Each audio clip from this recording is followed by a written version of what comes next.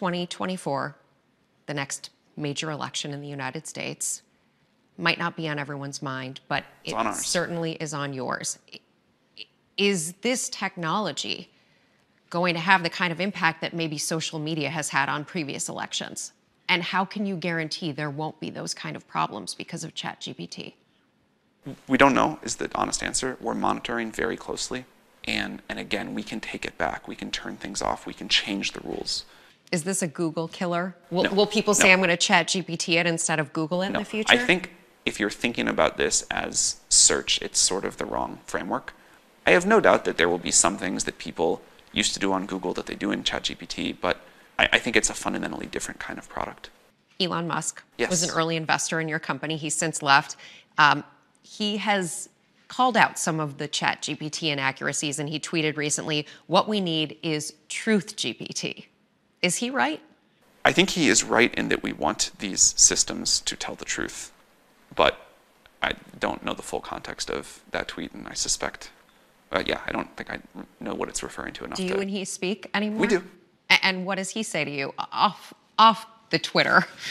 I have tremendous respect for Elon.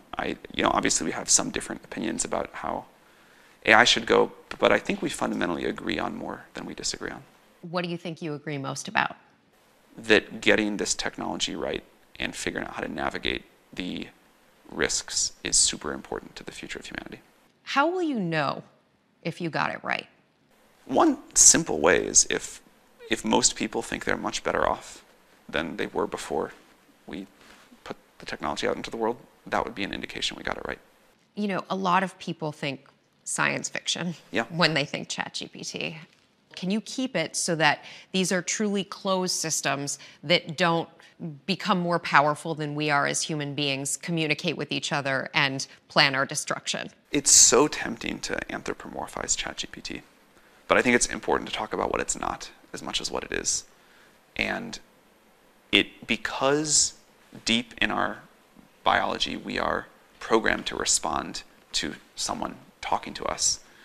You talk to ChatGPT, which, really you're talking to this transformer somewhere in a cloud, and it's trying to predict the next word in a token and give it to you back.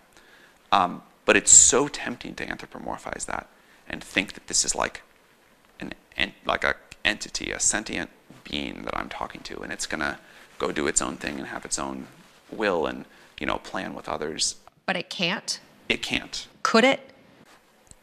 I can imagine in the far future other versions of artificial intelligence, different setups that are not a large language model that could do that.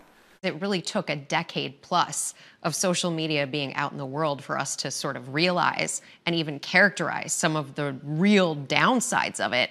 How should we be measuring it here with AI?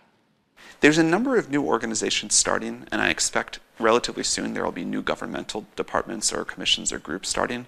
Is the government prepared for this? They are beginning to really pay attention, which I think is great. And I think this is another reason that's important to put these technologies out into the world. We really need the government's attention. We really need thoughtful policy here, and that takes a while to do. If government could do one thing right now to protect people and protect from the downside of this technology, what should they do? The main thing I would like to see the government do today is really come up to speed quickly on understanding what's happening, get insight into the top efforts, where our capabilities are, what we're doing. And I think that could start right now. Are you speaking to the government? Oh, yes. Or you're in regular contact? Regular contact. And do you think they get it?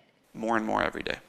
When it comes to schools, you have this technology can beat most humans at the SATs, the bar exam.